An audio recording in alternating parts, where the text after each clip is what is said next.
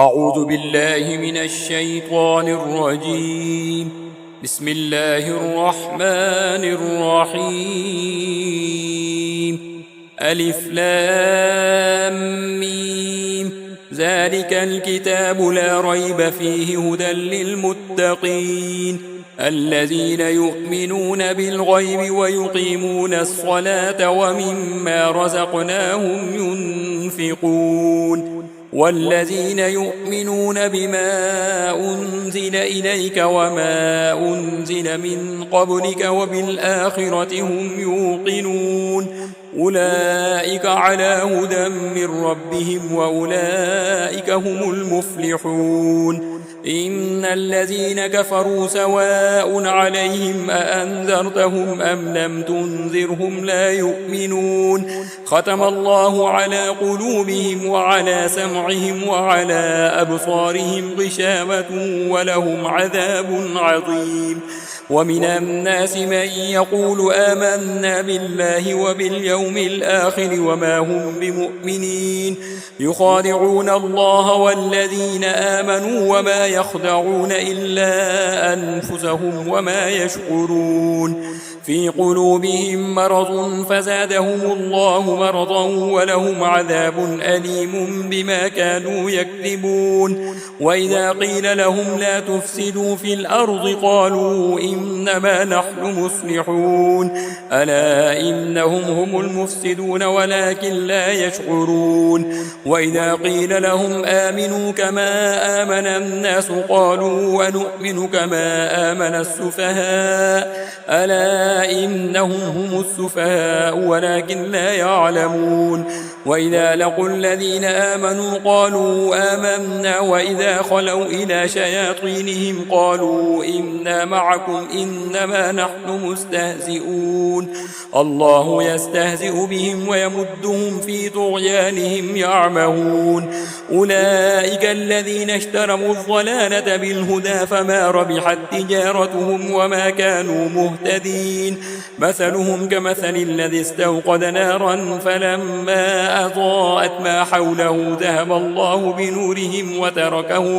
وتركهم في ظلمات لا يبصرون صم بكم عمي فهم لا يرجعون. أو كصيب من السماء فيه ظلمات ورعد وبرق يجعلون أصابعهم في آذانهم من الصواعق حذر الموت والله محيط بالكافرين. يكاد البرق يخطف أبصارهم كلما أضاء لهم مشوا فيه وإذا أظلم عليهم قاموا ولو شاء الله لذهب بسمعهم وأبصارهم إن الله على كل شيء قدير. يا أيها الناس اعبدوا ربكم الذي خلقكم والذين من قبلكم لعلكم تتقون الذي جعل لكم الأرض فراشا والسماء بناء وأنزل من السماء ماء فأخرج به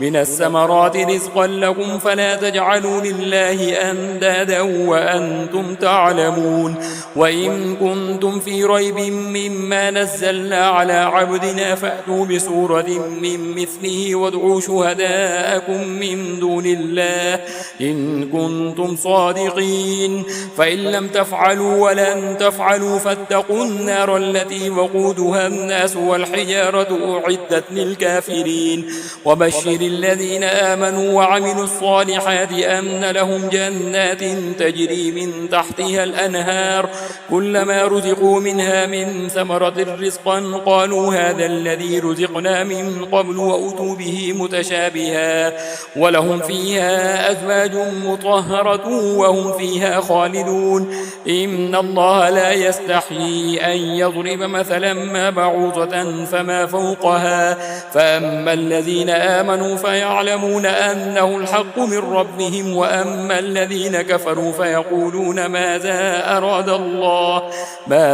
أراد الله بهذا مثلا يضل به كثيرا ويهدي به كثيرا وما يضل به إلا الفاسقين. الذين ينقضون عهد الله من بعد ميثاقه ويقطعون ما أمر الله به أن يوصل ويفسدون في الأرض أولئك هم الخاسرون. كيف تكفرون بالله وكنتم أمواتا فأحياكم ثم يميتكم ثم يحييكم ثم إليه ترجعون. هو الذي خلق لكم ما في الأرض جميعا ثم استوى إلى السماء فسواهن 7 سماوات وهو بكل شيء عليم. وإذ قال ربك للملائكة إني جاعل في الأرض خليفة قالوا وتجعل فيها من يفسد فيها ويسفك الدماء ونحن نسبح بحمدك ونقدس لك قال إني أعلم ما لا تعلمون. وعلم آدم الأسماء كلها ثم عرضهم على الملائكة فقال أنبئوني بأسماء هؤلاء إن كنتم صادقين. قالوا سبحانك لا علم لنا إلا ما علمتنا إنك أنت العليم الحكيم. قال يا آدم أنبئهم بأسمائهم فلما أنبأهم بأسمائهم قال ألم أقل لكم إني أعلم غيب السماوات والأرض وأعلم ما تبدون وما كنتم تكتمون. وإذ قلنا للملائكة اسجدوا لآدم فسجدوا إلا إبليس أبى واستكبر وكان من الكافرين. وقلنا يا آدم اسكن أنت وزوجك الجنة وكلا منها رغدا حيث شئتما ولا تقربا هذه الشجرة فتكونا من الظالمين. فأزلهما الشيطان عنها فأخرجهما مما كانا فيه وقلنا اهبطوا بعضكم لبعض عدو ولكم في الأرض مستقر ومتاع إلى حين. فتلقى آدم من ربه كلمات فتاب عليه إنه هو التواب الرحيم. قل اهبطوا منها جميعا فإما يأتينكم مني هدى فمن تبع هداي فلا خوف عليهم ولا هم يحزنون. والذين كفروا وكذبوا بآياتنا أولئك أصحاب النار هم فيها خالدون. يا بني إسرائيل اذكروا نعمتي التي أنعمت عليكم وأوفوا بعهدي أوف بعهدكم وإياي فارهبون. وآمنوا بما أنزلت مصدقا لما معكم ولا تكونوا أول كافر به ولا تشتروا بآياتي ثمنا قليلا وإياي فاتقون. ولا تلبسوا الحق بالباطل وتكتموا الحق وأنتم تعلمون. وأقيموا الصلاة وآتوا الزكاة واركعوا مع الراكعين. أتأمرون الناس بالبر وتنسون أنفسكم وأنتم تتلون الكتاب أفلا تعقلون. واستعينوا بالصبر والصلاة وإنها لكبيرة إلا على الخاشعين الذين يظنون أنهم ملاقو ربهم وأنهم إليه راجعون. يا بني إسرائيل اذكروا نعمتي التي أنعمت عليكم وأني فضلتكم على العالمين. واتقوا يوما لا تجزي نفس عن نفس شيئا ولا يقبل منها شفاعة ولا يؤخذ منها عدل ولا هم ينصرون. وإذ نجيناكم من آل فرعون يسومونكم سوء العذاب يذبحون أبناءكم ويستحيون نساءكم وفي ذلكم بلاء من ربكم عظيم. وإذ فرقنا بكم البحر فأنجيناكم وأغرقنا آل فرعون وأنتم تنظرون. وإذ وعدنا موسى 40 ليلة ثم اتخذتم العجل من بعده وأنتم ظالمون ثم عفونا عنكم من بعد ذلك لعلكم تشكرون. وإذ آتينا موسى الكتاب والفرقان لعلكم تهتدون. وإذ قال موسى لقومه يا قوم إنكم ظلمتم أنفسكم باتخاذكم العجل فتوبوا إلى بارئكم فاقتلوا أنفسكم ذلكم خير لكم عند بارئكم فتاب عليكم إنه هو التواب الرحيم. وإذ قلتم يا موسى لن نؤمن لك حتى نرى الله جهرة فأخذتكم الصاعقة وأنتم تنظرون ثم بعثناكم من بعد موتكم لعلكم تشكرون. وظللنا عليكم الغمام وأنزلنا عليكم المن والسلوى كلوا من طيبات ما رزقناكم وما ظلمونا ولكن كانوا أنفسهم يظلمون. وإذ قلنا ادخلوا هذه القرية فكلوا منها حيث شئتم رغدا وادخلوا الباب سجدا وقولوا حطة نغفر لكم خطاياكم وسنزيد المحسنين. فبدل الذين ظلموا قولا غير الذي قيل لهم فأنزلنا على الذين ظلموا رجزا من السماء بما كانوا يفسقون. وإذ استسقى موسى لقومه فقلنا اضرب بعصاك الحجر فانفجرت منه 12 عينا قد علم كل أناس مشربهم كلوا واشربوا من رزق الله ولا تعثوا في الأرض مفسدين. وإذ قلتم يا موسى لن نصبر على طعام واحد فادع لنا ربك يخرج لنا مما تنبت الأرض من بقلها وقثائها وفومها وعدسها وبصلها قال أتستبدلون الذي هو أدنى بالذي هو خير اهبطوا مصرا فإن لكم ما سألتم وضربت عليهم الذلة والمسكنة وباءوا بغضب من الله ذلك بأنهم كانوا يكفرون بآيات الله ويقتلون النبيين بغير الحق ذلك بما عصوا وكانوا يعتدون. إن الذين آمنوا والذين هادوا والنصارى والصابئين من آمن بالله واليوم الآخر وعمل صالحا فلهم أجرهم عند ربهم ولا خوف عليهم ولا هم يحزنون. وإذا أخذنا ميثاقكم ورفعنا فوقكم الطور خذوا ما آتيناكم بقوة واذكروا ما فيه لعلكم تتقون ثم توليتم من بعد ذلك فلولا فضل الله عليكم ورحمته لكنتم من الخاسرين. ولقد علمتم الذين اعتدوا منكم في السبت فقلنا لهم كونوا قردة خاسئين فجعلناها نكالا لما بين يديها وما خلفها وموعظة للمتقين. وإذ قال موسى لقومه إن الله يأمركم أن تذبحوا بقرة قالوا وتتخذنا هزوا قال أعوذ بالله أن نكون من الجاهلين. قالوا ادع لنا ربك يبين لنا ما هي قال إنه يقول إنها بقرة لا فارض ولا بكر عوان بين ذلك فافعلوا ما تؤمرون. قالوا ادع لنا ربك يبين لنا ما لونها قال إنه يقول إنها بقرة صفراء فاقع لونها تسر الناظرين. قالوا ادع لنا ربك يبين لنا ما هي إن البقرة شابه علينا وإنا إن شاء الله لمهتدون. قال إنه يقول إنها بقرة لا ذلول تثير الأرض ولا تسقي الحرث مسلمة لا شيد فيها. قالوا الآن جئت بالحق فذبحوها وما كادوا يفعلون. وإذ قتلتم نفسا فادارأتم فيها والله مخرج ما كنتم تكتمون فقلنا اضربوه ببعضها كذلك يحيي الله الموتى ويريكم آياته لعلكم تعقلون. ثم قست قلوبكم من بعد ذلك فهي كالحجارة أو أشد قسوة وإن من الحجارة لما يتفجر منه الأنهار وإن منها لما يشقق فيخرج منه الماء وإن منها لما يهبط من خشية الله وما الله بغافل عما تعملون. أفتطمعون أن يؤمنوا لكم وقد كان فريق منهم يسمعون كلام الله ثم يحرفونه من بعد ما عقلوه وهم يعلمون. وإذا لقوا الذين آمنوا قالوا آمنا وإذا خلا بعضهم إلى بعض قالوا وتحدثونهم بما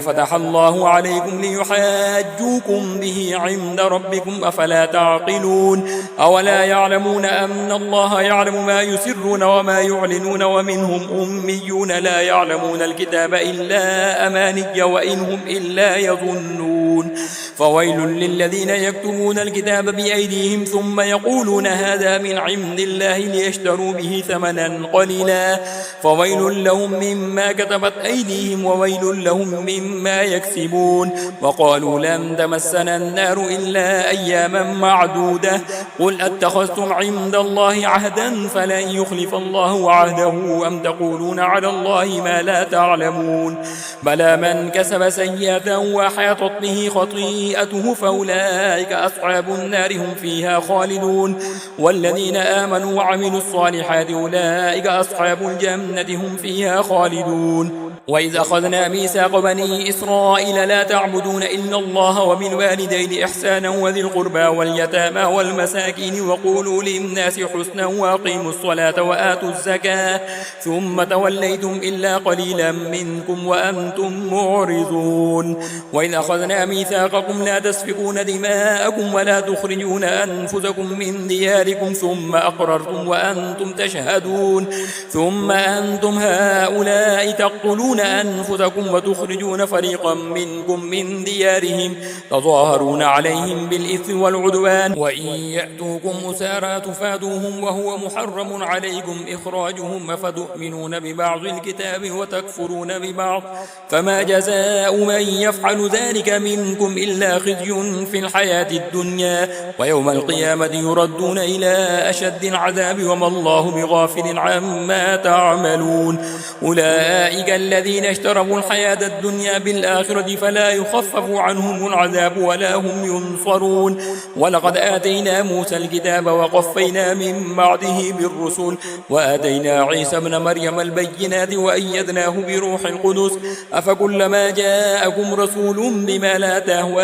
أنفسكم استكبرتم ففريقا كذبتم وفريقا تقتلون وقالوا قلوبنا غلف بل لعنهم الله بكفرهم فقليلا ما يؤمنون ولما جاءهم كتاب من عند الله مصدق لما معهم وكانوا من قبل يستفتحون على الذين كفروا فلما جاءهم ما عرفوا كفروا به فلعنة الله على الكافرين بئس ما اشتروا به أنفسهم أن يكفروا بما أنزل الله بغيا أن ينزل الله من فضله على من يشاء من عباده فباءوا بغضب على غضب وللكافرين عذاب مهين وإذا قيل لهم آمنوا بما أنزل الله قالوا نؤمن بما أنزل علينا ويكفرون بما وراءه وهو الحق مصدقا لما معهم قل فلم تقتلون أنبياء الله من قبل إن كنتم مؤمنين ولقد جاءكم موسى بالبينات ثم اتخذتم العجل من بعده وأنتم ظالمون وإذ أخذنا ميثاقكم ورفعنا فوقكم الطور خذوا ما آتيناكم بقوة واسمعوا قالوا سمعنا وعصينا وأشربوا في قلوبهم العجل بكفرهم قل بئس ما يأمركم به إيمانكم إن كنتم مؤمنين قل إن كانت لكم الدار الآخرة عند الله خالصة من دون الناس فتمنوا الموت إن كنتم صادقين ولن يتمنوه أبدا بما قدمت أيديهم والله عليم بالظالمين ولتجدنهم أحرص الناس على حياة ومن الذين أشركوا يود أحدهم لو يعمر 1000 سنة وما هو بمزحزحه من العذاب أن يعمر والله بصير بما يعملون قل من كان عدوا لجبريل فإنه نزله على قلبك بإذن الله مصدقا لما بين يديه وهدى وبشرى للمؤمنين من كان عدوا لله وملائكته ورسله وجبريل وميكال فإن الله عدو للكافرين ولقد أنزلنا إليك آيات بينات وما يكفر بها إلا الفاسقون أو كلما عاهدوا عهدا نبذه فريق منهم بل أكثرهم لا يؤمنون ولما جاءهم رسول من عند الله مصدق لما معهم نبذ فريق من الذين أوتوا الكتاب كتاب الله وراء ظهورهم كأنهم لا يعلمون واتبعوا ما تتلو الشياطين على ملك سليمان وما كفر سليمان ولكن الشياطين كفروا يعلمون الناس السحر وما أنزل على الملكين ببابل هاروت وماروت وما يعلمان من أحد حتى يقولا إنما نحن فتنة فلا تكفر ويتعلمون منهما ما يفرقون به بين المرء وزوجه وما هم بضارين به من أحد إلا بإذن الله ويتعلمون ما يضرهم ولا ينفعهم ولقد علموا لمن اشتراه ما له في الآخرة من خلاق ولبئس ما شروا به أنفسهم لو كانوا يعلمون ولو أنهم آمنوا واتقوا لمثوبة من عند الله خير لو كانوا يعلمون يا أيها الذين آمنوا لا تقولوا راعنا وقولوا انظرنا واسمعوا وللكافرين عذاب أليم ما يود الذين كفروا من أهل الكتاب ولا المشركين أن ينزل عليكم من خير من ربكم والله يختص برحمته من يشاء والله ذو الفضل العظيم ما ننسخ من آية أو ننسها نأتي بخير منها أو مثلها ألم تعلم أن الله على كل شيء قدير ألم تعلم فاعلم أن الله له ملك السماوات والأرض وما لكم من دون الله من ولي ولا نصير. أم تريدون أن تسألوا رسولكم كما سئل موسى من قبل ومن يتبدل الكفر بالإيمان فقد ضل سواء السبيل. ود كثير من أهل الكتاب لو يردونكم من بعد إيمانكم كفارا حسدا من عند أنفسهم من بعد ما تبين لهم الحق فاعفوا واصفحوا حتى يأتي الله بأمره إن الله على كل شيء قدير. وأقيموا الصلاة وآتوا الزكاة وما تقدموا لأنفسكم من خير تجدوه عند الله إن الله بما تعملون بصير. وقالوا لن يدخل الجنة إلا من كان هودا أو نصارى تلك أمانيهم قل هاتوا برهانكم إن كنتم صادقين. بلى من أسلم وجهه لله وهو محسن فله أجره عند ربه ولا خوف عليهم ولا هم يحزنون. وقالت اليهود ليست النصارى على شيء وقالت النصارى ليست اليهود على شيء وهم يتلون الكتاب كذلك قال الذين لا يعلمون مثل قولهم فالله يحكم بينهم يوم القيامة فيما كانوا فيه يختلفون. ومن أظلم ممن منع مساجد الله أن يذكر فيها اسمه وسعى في خرابها أولئك ما كان لهم أن يدخلوها إلا خائفين لهم في الدنيا خزي ولهم في الآخرة عذاب عظيم. ولله المشرق والمغرب فأينما تولوا فثم وجه الله إن الله واسع عليم. وقالوا اتخذ الله ولدا سبحانه بل له ما في السماوات والأرض كل له قانتون بديع السماوات والأرض وإذا قضى أمرا فإنما يقول له كن فيكون. وقال الذين لا يعلمون لولا يكلمنا الله أو تأتينا آية كذلك قال الذين من قبلهم مثل قولهم تشابهت قلوبهم قد بينا الآيات لقوم يوقنون. إنا أرسلناك بالحق بشيرا ونذيرا ولا تسأل عن أصحاب الجحيم ولن ترضى عنك اليهود ولا النصارى حتى تتبع ملتهم قل إن هدى الله هو الهدى ولئن اتبعت أهواءهم بعد الذي جاءك من العلم ما لك من الله من ولي ولا نصير. الذين آتيناهم الكتاب يتلونه حق تلاوته أولئك يؤمنون به ومن يكفر به فأولئك هم الخاسرون. يا بني إسرائيل اذكروا نعمتي التي أنعمت عليكم وأني فضلتكم على العالمين واتقوا يوما لا تجزي نفس عن نفس شيئا ولا يقبل منها عدل ولا تنفعها شفاعة ولا هم ينصرون. وإذ ابتلى إبراهيم ربه بكلمات فأتمهن قال إني جاعلك للناس إماما قال ومن ذريتي قال لا ينال عهد الظالمين. وإذ جعلنا البيت مثابة للناس وأمنا واتخذوا من مقام إبراهيم مصلى وعهدنا إلى إبراهيم وإسماعيل أن طهر بيتي للطائفين والعاكفين والركع السجود. وإذ قال إبراهيم رب اجعل هذا بلدا آمنا وارزق أهله من الثمرات من آمن منهم بالله واليوم الآخر قال ومن كفر فأمتعه قليلا ثم أضطره إلى عذاب النار وبئس المصير. وإذ يرفع إبراهيم القواعد من البيت وإسماعيل ربنا تقبل منا إنك أنت السميع العليم. ربنا واجعلنا مسلمين لك ومن ذريتنا أمة مسلمة لك وأرنا مناسكنا وتب علينا إنك أنت التواب الرحيم. ربنا وابعث فيهم رسولا منهم يتلو عليهم آياتك ويعلمهم الكتاب والحكمة ويزكيهم إنك أنت العزيز الحكيم. ومن يرغب عن ملة إبراهيم إلا من سفه نفسه ولقد اصطفيناه في الدنيا وإنه في الآخرة لمن الصالحين. إذ قال له ربه أسلم قال أسلمت لرب العالمين. ووصى بها إبراهيم بنيه ويعقوب يا بني إن الله اصطفى لكم الدين فلا تموتن إلا وأنتم مسلمون. أم كنتم شهداء إذ حضر يعقوب الموت إذ قال لبنيه ما تعبدون من بعدي قالوا نعبد إلهك وإله آبائك إبراهيم وإسماعيل وإسحاق إلها واحدا ونحن له مسلمون. تلك أمة قد خلت لها ما كسبت ولكم ما كسبتم ولا تسألون عما كانوا يعملون. وقالوا كونوا هودا أو نصارى تهتدوا قل بل ملة إبراهيم حنيفا وما كان من المشركين. قولوا آمنا بالله وما أنزل إلينا وما أنزل إلى إبراهيم وإسماعيل وإسحاق وإسحاق ويعقوب والأسباط وما أوتي موسى وعيسى وما أوتي النبيون من ربهم لا نفرق بين أحد منهم ونحن له مسلمون فإن آمنوا بمثل ما آمنتم به فقد اهتدوا وإن تولوا فإنما هم في شقاق فسيكفيكهم الله وهو السميع العليم صبغة الله ومن أحسن من الله صبغة ونحن له عابدون قل أتحاجوننا في الله وهو ربنا وربكم ولنا أعمالنا ولكم أعمالكم ونحن له مخلصون أم تقولون إن إبراهيم وإسماعيل وإسحاق ويعقوب والأسباط كانوا هودا أو نصارى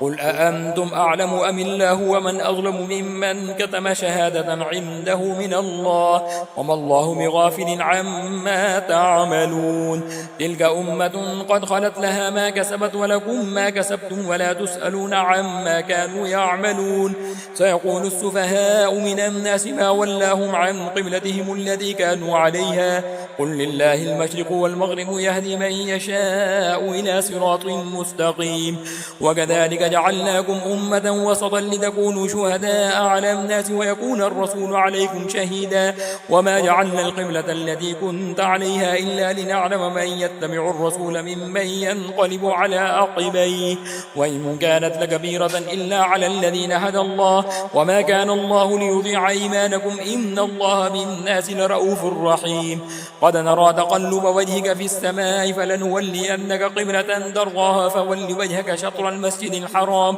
وحيث ما كنتم فولوا وجوهكم شطره وإن الذين أوتوا الكتاب لا يعلمون أنه الحق من ربهم وما الله بغافل عما يعملون ولئن أتيت الذين أوتوا الكتاب بكل آية ما تبعوا قبلتك وما أنت بتابع قبلتهم وما بعضهم بتابع قبلة بعض ولئن اتبعت هواءهم من بعد ما جاءك من العلم إنك إذا لمن الظالمين الذين آتيناهم الكتاب يعرفونه كما يعرفون أبناءهم وإن فريقا منهم ليكتمون الحق وهم يعلمون الحق من ربك فلا تكونن من الممتنين ولكل وجهة هو موليها فاستبقوا الخيرات أينما تكونوا يأتي بكم الله جميعا إن الله على كل شيء قدير ومن حيث خرجت فول وجهك شطر المسجد الحرام وإنه للحق من ربك وما الله بغافل عما تعملون ومن حيث خرجت فول وجهك شطر المسجد الحرام وحيث ما كنتم فولوا وجوهكم شطره لئلا يكون للناس عليكم حجة إلا الذين ظلموا منهم فلا تخشوهم واخشوني وليتم نعمتي عليكم ولعلكم تهتدون كما أرسلنا فيكم رسولا منكم يتلو عليكم آياتنا ويزكيكم ويعلمكم الكتاب والحكمة ويعلمكم ما لم تكونوا تعلمون فاذكروني أذكركم واشكروا لي ولا تكفرون يا أيها الذين آمنوا استعينوا بالصبر والصلاة إن الله مع الصابرين ولا تقولوا لمن يقتل في سبيل الله أموات بل أحياء ولكن لا تشعرون ولنبلونكم بشيء من الخوف والجوع ونقص من الأموال والأنفس والثمرات وبشر الصابرين الذين إذا أصابتهم مصيبة قالوا إنا لله وإنا إليه راجعون أولئك عليهم صلوات من ربهم ورحمة وأولئك هم المهتدون إن الصفا والمروة من شعائر الله فمن حج البيت باعتمر فلا جناح عليه أن يطوف بهما ومن تطوع خيرا فإن الله شاكر عليم إن الذين يكتمون ما أنزلنا من البينات والهدى من بعد ما بيناه للناس في الكتاب أولئك يلعنهم الله ويلعنهم اللاعنون إلا الذين تابوا وأصلحوا وبينوا فأولئك أتوب عليهم وأنا التواب الرحيم إن الذين كفروا وماتوا وهم كفار أولئك عليهم لعنة الله والملائكة والناس أجمعين خالدين فيها لا يخفف عنهم العذاب ولا هم ينظرون وإلهكم إله واحد لا إله إلا هو الرحمن الرحيم إن في خلق السماوات والأرض واختلاف الليل والنهار والفلك التي تجري في البحر بما ينفع الناس الناس وما أنزل الله من السماء من ماء فأحيا به الأرض بعد موتها وبث فيها من كل دابة وتصريف الرياح والسحاب المسخر بين السماء والأرض لآيات لقوم يعقلون. ومن الناس من يتخذ من دون الله أندادا يحبونهم كحب الله والذين آمنوا وشد حبا لله ولو يرى الذين ظلموا إذ يرون العذاب أن القوة لله جميعا وأن الله شديد العذاب. استبرأ الذين اتبعوا من الذين اتبعوا ورأوا العذاب وتقطعت بهم الأسباب وقال الذين اتبعوا لو أن لنا كرة فنتبرأ منهم كما تبرأوا منا كذلك يريهم الله أعمالهم حسرات عليهم وما هم بخارجين من النار. يا أيها الناس كلوا مما في الأرض حلالا طيبا ولا تتبعوا خطوات الشيطان إنه لكم عدو مبين. إنما يأمركم بالسوء والفحشاء وأن تقولوا على الله ما لا تعلمون. وإذا قيل لهم اتبعوا ما أنزل الله قالوا بل نتبع ما ألفينا عليه آباءنا أولو كان آباؤهم لا يعقلون شيئا ولا يهتدون. ومثل الذين كفروا كمثل الذي ينعق بما لا يسمع إلا دعاء ونداء صم بكم عمي فهم لا يعقلون. يا أيها الذين آمنوا كلوا من طيبات ما رزقناكم واشكروا لله إن كنتم إياه تعبدون. إنما حرم عليكم الميتة والدم ولحم الخنزير وما أهل به لغير الله ومن اضطر غير باغ ولا عاد فلا إثم عليه إن الله غفور رحيم. إن الذين يكتمون ما أنزل الله من الكتاب ويشترون به ثمنا قليلا أولئك ما يأكلون في بطونهم إلا النار ولا يكلمهم الله يوم القيامة ولا يزكيهم ولهم عذاب أليم. أولئك الذين اشتروا الضلالة بالهدى والعذاب بالمغفرة فما أصبرهم على النار ذلك بأن الله نزل الكتاب بالحق وإن الذين اختلفوا في الكتاب لفي شقاق بعيد. ليس البر أن تولوا وجوهكم قبل المشرق والمغرب ولكن البر من آمن بالله واليوم الآخر والملائكة والكتاب والنبيين وآتى المال على حبه ذوي القربى واليتامى والمساكين وابن السبيل والسائلين وفي الرقاب وأقام الصلاة وآتى الزكاة والموفون بعهدهم إذا عاهدوا والصابرين في البأساء والضراء وحين البأس أولئك الذين صدقوا وأولئك هم المتقون. يا أيها الذين آمنوا كتب عليكم القصاص في القتلى الحر بالحر والعبد بالعبد والأنثى بالأنثى فمن عفي له من أخيه شيء فاتباع بالمعروف وأداء إليه بإحسان ذلك تخفيف من ربكم ورحمة فمن اعتدى بعد ذلك فله عذاب أليم. ولكم في القصاص حياة يا أولي الألباب لعلكم تتقون. كتب عليكم إذا حضر أحدكم الموت إن ترك خيرا الوصية للوالدين والأقربين بالمعروف حقا على المتقين فمن بدله بعدما سمعه فإنما إثمه على الذين يبدلونه إن الله سميع عليم. فمن خاف من موص جنفا أو إثما فأصلح بينهم فلا إثم عليه إن الله غفور رحيم. يا أيها الذين آمنوا كتب عليكم الصيام كما كتب على الذين من قبلكم لعلكم تتقون أياما معدودات فمن كان منكم مريضا أو على سفر فعدة من أيام أخر وعلى الذين يطيقونه فدية طعام مسكين فمن تطوع خيرا فهو خير له وأن تصوموا خير لكم إن كنتم تعلمون. شهر رمضان الذي أنزل فيه القرآن هدى للناس وبينات من الهدى والفرقان فمن شهد منكم الشهر فليصمه ومن كان مريضا أو على سفر فعدة من أيام أخر يريد الله بكم اليسر ولا يريد بكم العسر ولتكملوا العدة ولتكبروا الله على ما هداكم ولعلكم تشكرون. وإذا سألك عبادي عني فإني قريب أجيب دعوة الداعي إذا دعاني فليستجيبوا لي وليؤمنوا بي لعلهم يرشدون. أحل لكم ليلة الصيام الرفث إلى نسائكم هن لباس لكم وأنتم لباس لهن علم الله أنكم كنتم تختانون أنفسكم فتاب عليكم وعفى عنكم فالآن باشروهن وابتغوا ما كتب الله لكم وكلوا واشربوا حتى يتبين لكم الخيط الأبيض من الخيط الأسود من الفجر ثم أتموا الصيام إلى الليل ولا تباشروهن وأنتم عاكفون في المساجد تلك حدود الله فلا تقربوها كذلك يبين الله آياته للناس لعلهم يتقون.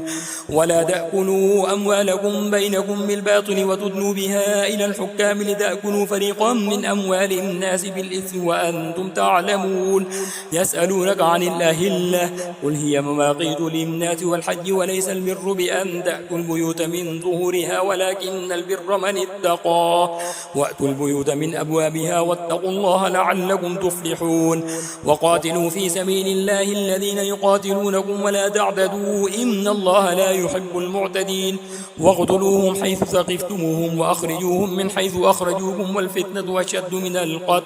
ولا تقاتلوهم عند المسجد الحرام حتى يقاتلوكم فيه فإن قاتلوكم فاقتلوهم كذلك جزاء الكافرين. فإن انتهوا فإن الله غفور رحيم. وقاتلوهم حتى لا تكون فتنة ويكون الدين لله فإن انتهوا فلا عدوان إلا على الظالمين. الشهر الحرام بالشهر الحرام والحرمات قصاص فمن اعتدى عليكم فاعتدوا عليه بمثل ما اعتدى عليكم واتقوا الله واعلموا أن الله مع المتقين. وأنفقوا في سبيل الله ولا تلقوا بأيديكم إلى التهلكة وأحسنوا إن الله يحب المحسنين. وأتموا الحج والعمرة لله فإن أحسرتم فما استيسر من الهدي ولا تحلقوا رؤوسكم حتى يبلغ الهدي محله فمن كان منكم مريضا أو به يدا من رأسه ففدية من صيام أو صدقة أو نسك فإذا أمنتم فمن تمتع بالعمرة إلى الحج فما استيسر من الهدي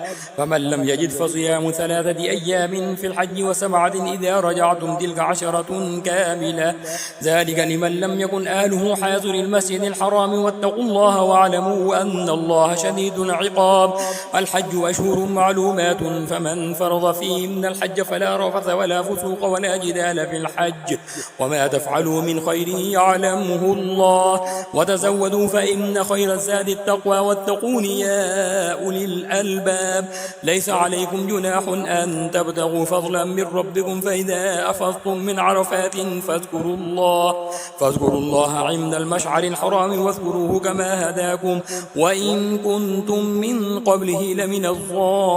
الضالين. ثم أفيضوا من حيث أفاض الناس واستغفروا الله إن الله غفور رحيم. فإذا قضيتم مناسككم فاذكروا الله كذكركم آباءكم أو أشد ذكرا. فمن الناس من يقول ربنا آتنا في الدنيا وما له في الآخرة من خلاق ومنهم من يقول ربنا آتنا في الدنيا حسنة وفي الآخرة حسنة وقنا عذاب النار أولئك لهم نصيب مما كسبوا والله سريع الحساب.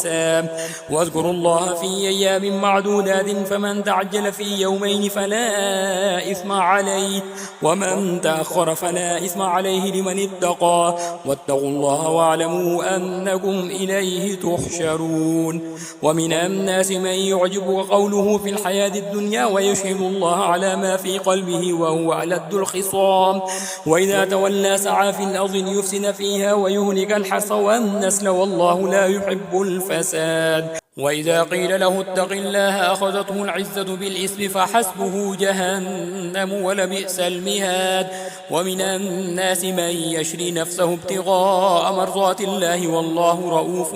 بالعباد. يا أيها الذين آمنوا ادخلوا في السلم كافة ولا تتبعوا خطوات الشيطان إنه لكم عدو مبين. فإن زللتم من بعد ما جاءتكم البينات فاعلموا أن الله عزيز عزيز حكيم هل ينظرون إلا أن يأتيهم الله في ظلل من الغمام والملائكة وقضي الأمر وإلى الله ترجع الأمور سل بني إسرائيل كم آتيناهم من آية بينة ومن يبدل نعمة الله من بعد ما جاءته فإن الله شديد العقاب زين للذين كفروا الحياة الدنيا ويسخرون من الذين آمنوا والذين اتقوا فوقهم يوم القيامة والله يرزق من يشاء بغير حساب كان الناس أمة واحدة فبعث الله النبيين مبشرين ومنذرين وأنزل معهم الكتاب بالحق ليحكم بين الناس فيما اختلفوا فيه وما اختلف فيه إلا الذين أوتوه من بعد ما جاءتهم البينات بغيا بينهم فهدى الله الذين آمنوا لما اختلفوا فيه من الحق بإذنه والله يهدي من يشاء إلى صراط مستقيم أم حسبتم أن تدخلوا الجنة ولما يأتكم مثل الذين خلوا من قبلكم مستهم البأساء والضراء وزلزلوا حتى يقول الرسول والذين آمنوا معه متى نصر الله ألا إن نصر الله قريب يسألونك ماذا ينفقون قل ما أنفقتم من خير فللوالدين والأقربين واليتامى والمساكين وابن السبيل وما تفعلوا من خير فإن الله به عليم كتب عليكم القتال وهو كره لكم وعسى أن تكرهوا شيئا وهو خير لكم وعسى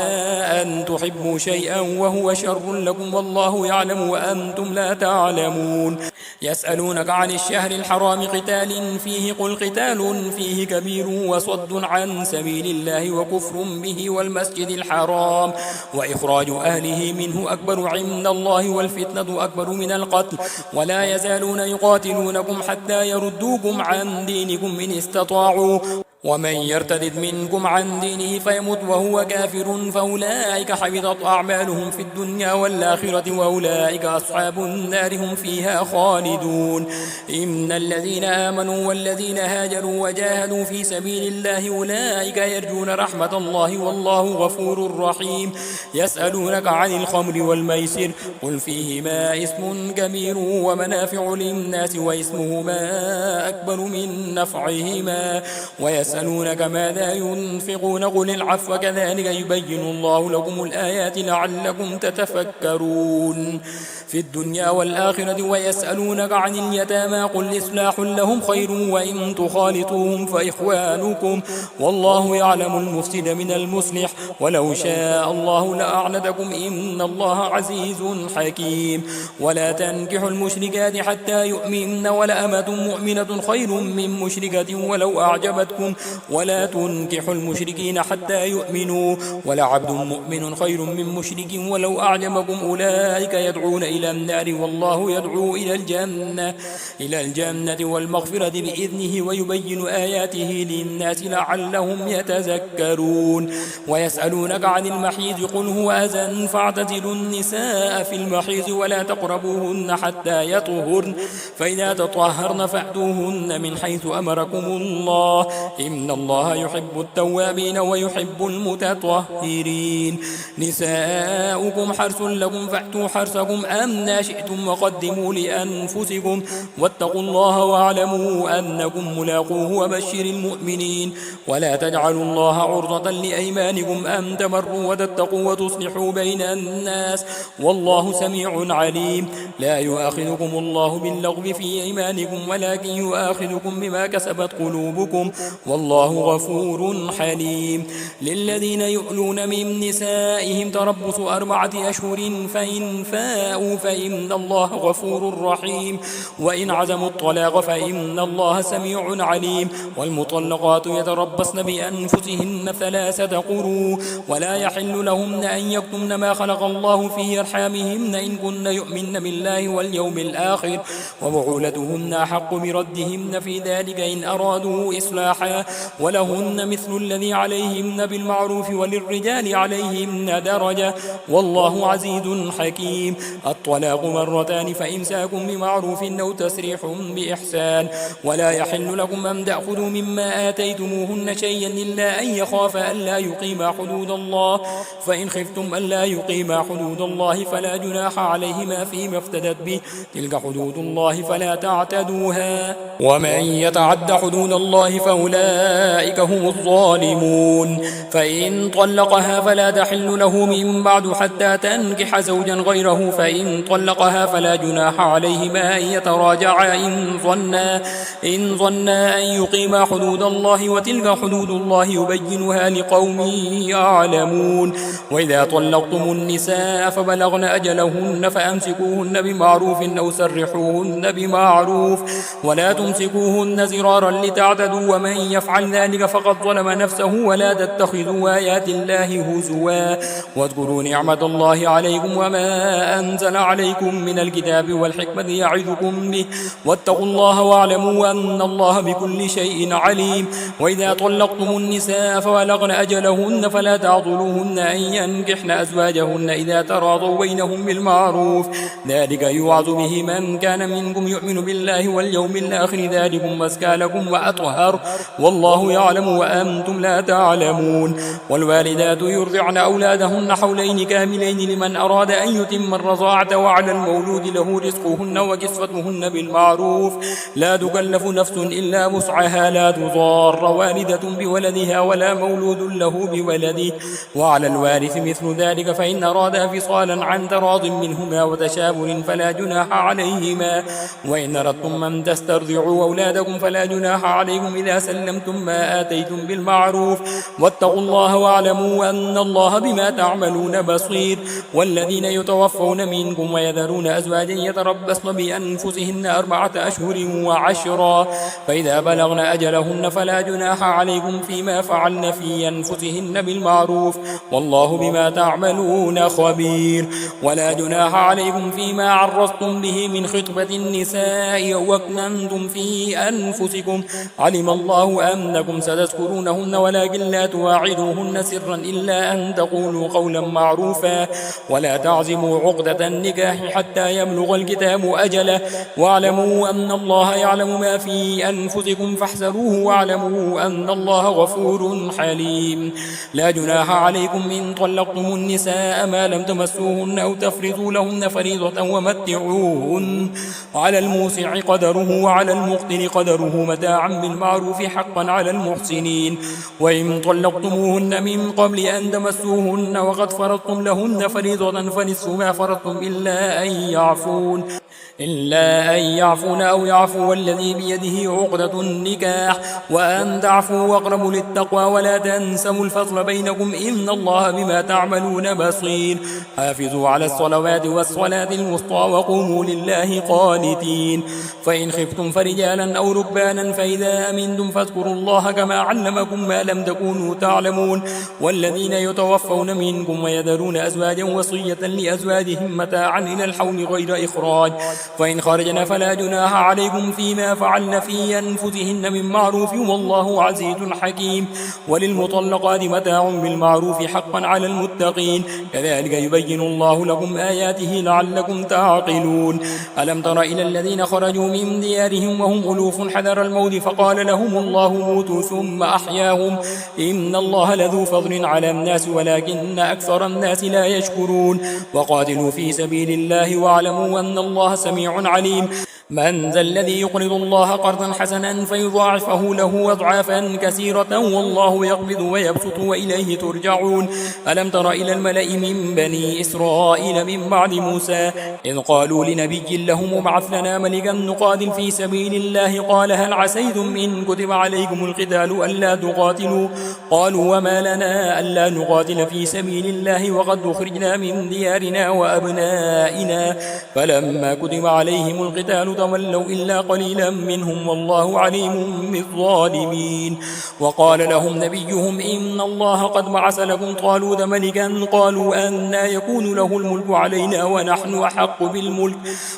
أحق بالملك منه ولم يؤت سعة من المال قال إن الله اصطفاه عليكم وزاده بسطة في العلم والجسم والله يؤتي ملكه من يشاء والله واسع عليم. وقال لهم نبيهم إن آية ملكه أن يأتيكم التابوت فيه سكينة من ربكم وبقية مما ترك آل موسى وآل هارون تحمله الملائكة إن في ذلك لآية لكم إن كنتم مؤمنين. فلما فصل طالوت بالجنود قال إن الله مبتليكم بنهر فمن شرب منه فليس مني ومن لم يطعمه فإنه مني إلا من اقترف غرفة بيده فشربوا منه إلا قليلا منهم. فلما جاوزه هو والذين آمنوا معه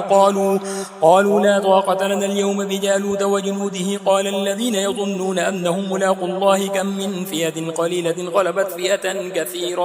فئة كثيرة بإذن الله والله مع الصابرين. ولما برزوا لجالوت وجنوده قالوا ربنا أفرغ علينا صبرا وثبت أقدامنا وانصرنا على القوم الكافرين فهزموهم بإذن الله. وقتل داود جالوت وآتاه الله الملك والحكمة وعلمه مما يشاء ولولا دفع الله الناس بعضهم ببعض لفسدت الأرض ولكن الله ذو فضل على العالمين. تلك آيات الله نتلوها عليك بالحق وإنك لمن المرسلين. تلك الرسل فضلنا بعضهم على بعض منهم من كلم الله ورفع بعضهم درجات وآتينا عيسى ابن مريم البينات وأيدناه بروح القدس ولو شاء الله ما اقتتل الذين من بعدهم من بعد ما جاءتهم البينات ولكن اختلفوا فمنهم من آمن ومنهم من كفر ولو شاء الله ما اقتتلوا ولكن الله يفعل ما يريد. يا أيها الذين آمنوا أنفقوا مما رزقناكم من قبل أن يأتي يوم لا بيع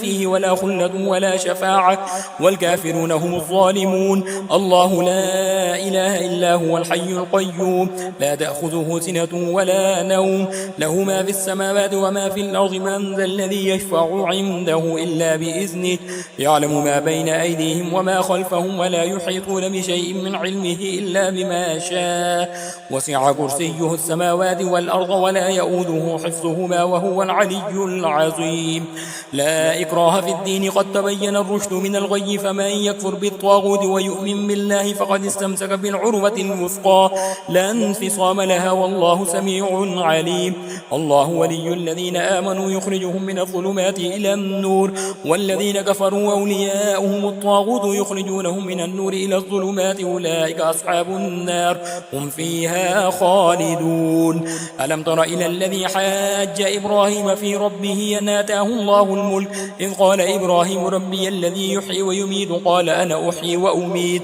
قال إبراهيم فإن الله يأتي بالشمس من المشرق فأت بها من المغرب فبهت الذي كفر والله لا يهدي القوم الظالمين. أو كالذي مر على قرية وهي خاوية على عروشها قال أنى يحيي هذه الله بعد موتها فأماته الله 100 عام ثم بعثه قال كم لبثت قال لبثت يوما أو بعض يوم قال بل لبثت 100 عام فانظر إلى طعامك وشرابك لم يتسنه وانظر إلى حمارك ولنجعلك آية للناس وانظر إلى العظام كيف ننشزها ثم نكسوها لحما فلما تبين له قال أعلم أن الله على كل شيء قدير. وإذ قال إبراهيم رب أرني كيف تحيي الموتى قال أولم تؤمن قال بلى ولكن ليطمئن قلبي قال فخذ 4 من الطير فصرهن إليك ثم اجعل على كل جبل منهن جزءا ثم ادعوهن يأتينك سعيا واعلم أن الله عزيز حكيم. مثل الذين ينفقون أموالهم في سبيل الله كمثل حبة أنبتت 7 سنابل في كل سنبلة 100 حبة والله يضاعف لمن يشاء والله واسع عليم. الذين ينفقون أموالهم في سبيل الله ثم لا يتبعون ما أنفقوا منا ولا أذى ولا أذن لهم أجرهم عند ربهم ولا خوف عليهم ولا هم يحزنون قول معروف ومغفرة خير من صدقة يتبعها أذى والله غني حليم يا أيها الذين آمنوا لا تبطلوا صدقاتكم بالمن والأذى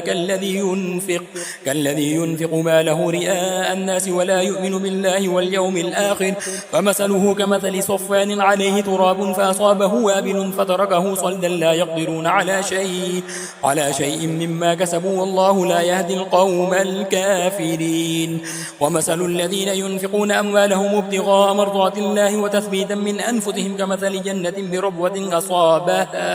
أصابها وابل فآذت أكلها ضعفين فإن لم يصبها وابل فطل والله بما تعملون بصير أيود أحدكم أن تكون له جنة من نخيل وأعناب تجري من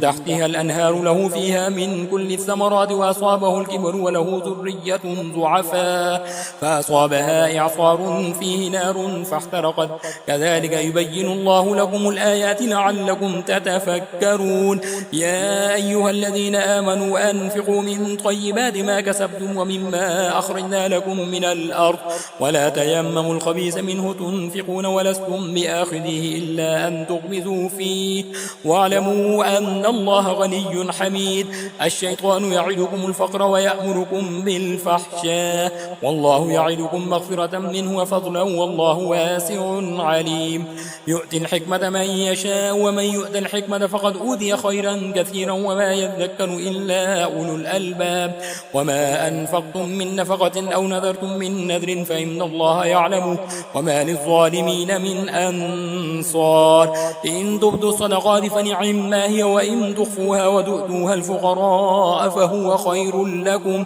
ويكفر عنكم من سيئاتكم والله بما تعملون خبير ليس عليك هداهم ولكن الله يهدي من يشاء وما تنفقوا من خير فلأنفسكم وما تنفقون إلا ابتغاء وجه الله وما تنفقوا من خير يوفى إليكم وأنتم لا تظلمون للفقراء الذين أحصنوا في سبيل الله لا يستطيعون ضربا في الأرض يحسبهم الجاهل أغنياء من التعفف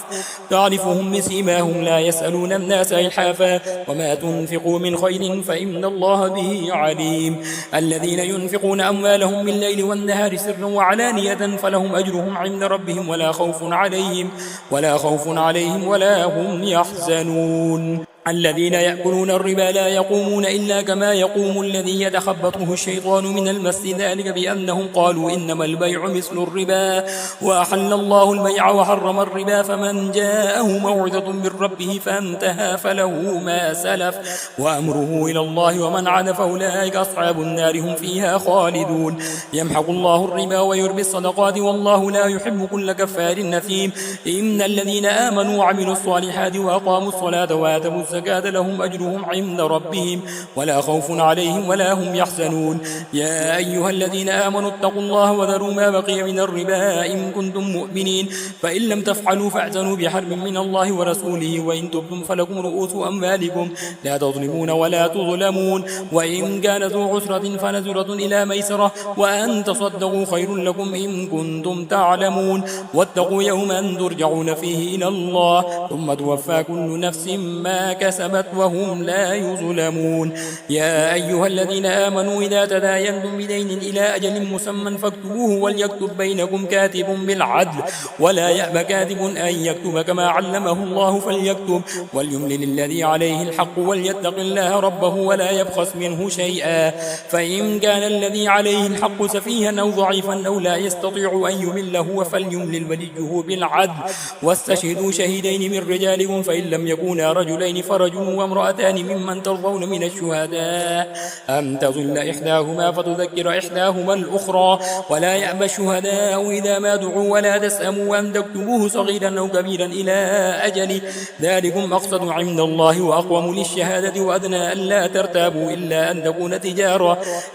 أن تكون تجارة حاضرة تديرونها بينكم فليس عليكم جناح ألا تكتبوها وأشهدوا إذا تبايعتم ولا يضار كاتب ولا شهيد وإن تفعلوا فإنه فسوق بكم واتقوا الله ويعلمكم الله والله بكل شيء عليم. وإن كنتم على سفر ولم تجدوا كاتبا فرهان مقبوضة فإن أمن بعضكم بعضا فليؤدي الذي اؤتمن أمانته وليتق الله ربه ولا تكتموا الشهادة ومن يكتمها فإنه آثم قلبه والله بما تعملون عليم. لله ما في السماوات وما في الأرض وإن تبدوا ما في أنفسكم أو تخفوه يحاسبكم به الله فيغفر لمن يشاء ويعذب من يشاء والله على كل شيء قدير. آمن الرسول بما أنزل إليه من ربه والمؤمنون كل آمن بالله وملائكته وكتبه ورسله لا نفرق بين أحد من رسله وقالوا سمعنا وأطعنا غفرانك ربنا وإليك المصير. لا يكلف الله نفسا إلا وسعها لها ما كسبت وعليها ما اكتسبت ربنا لا تؤاخذنا إن نسينا أو أخطأنا ربنا ولا تحمل علينا إصرا كما حملته على الذين من قبلنا ربنا ولا تحملنا ما لا طاقة لنا به واعف عنا واغفر لنا وارحمنا أنت مولانا فانصرنا على القوم الكافرين.